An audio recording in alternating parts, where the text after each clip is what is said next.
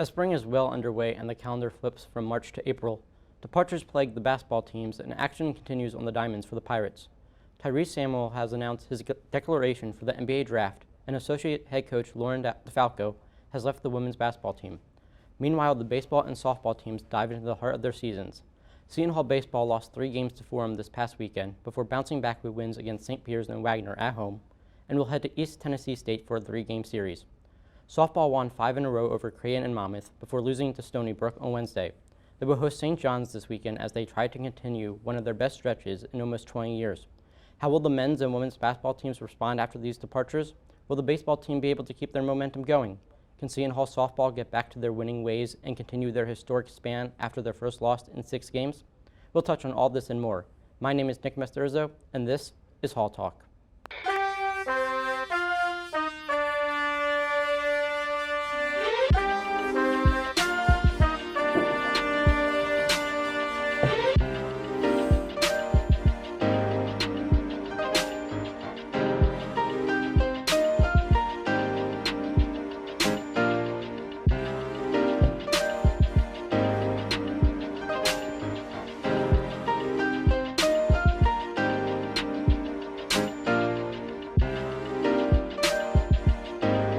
Hello and welcome to Hall Talk. I'm Nick Masturzo along with my co-host Liam Harding.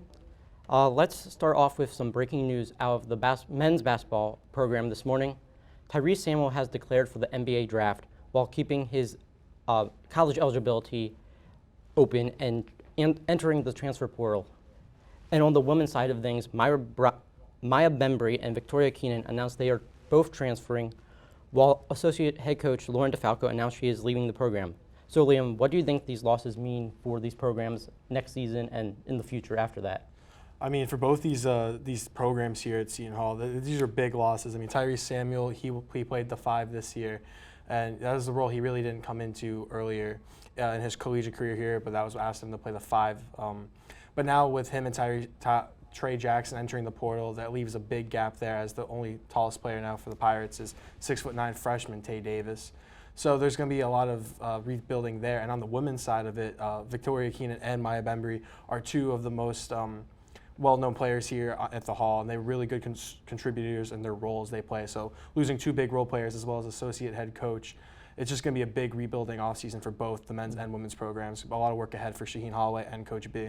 Yeah, it's going to be very interesting to see what happens with these teams next season.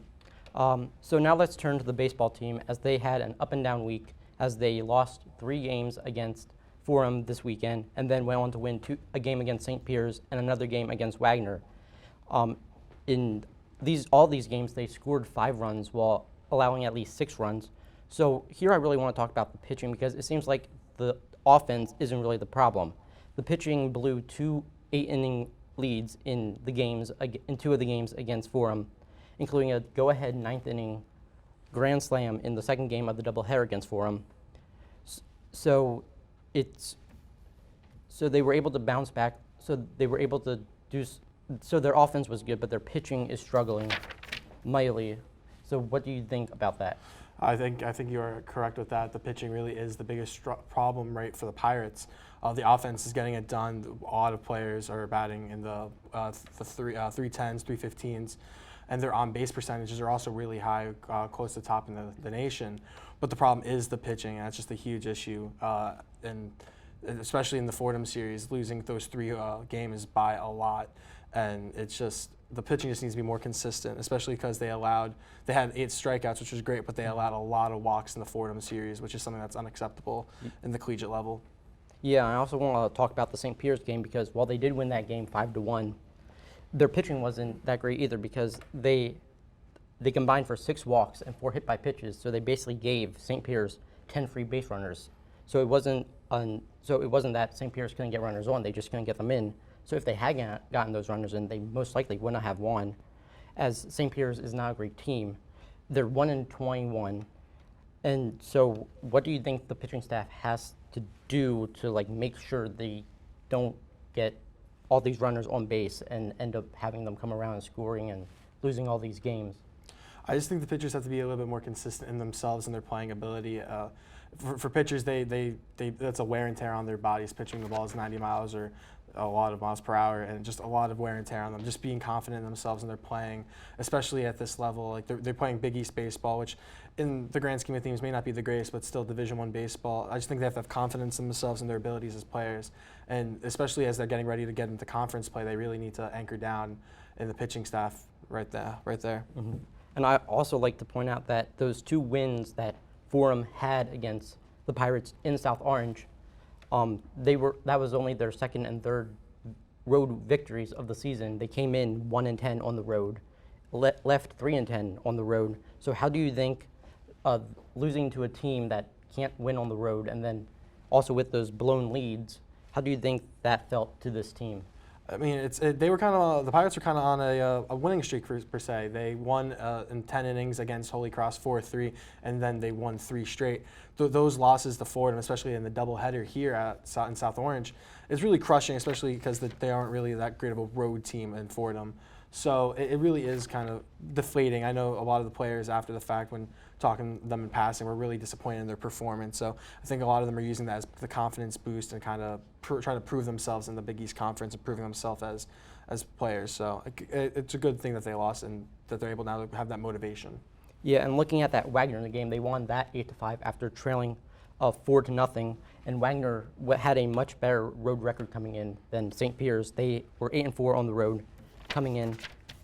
So do you think that win for the Pirates over a much better road team in Wagner than St. Peter's at home, do you think that is momentum for them going forward?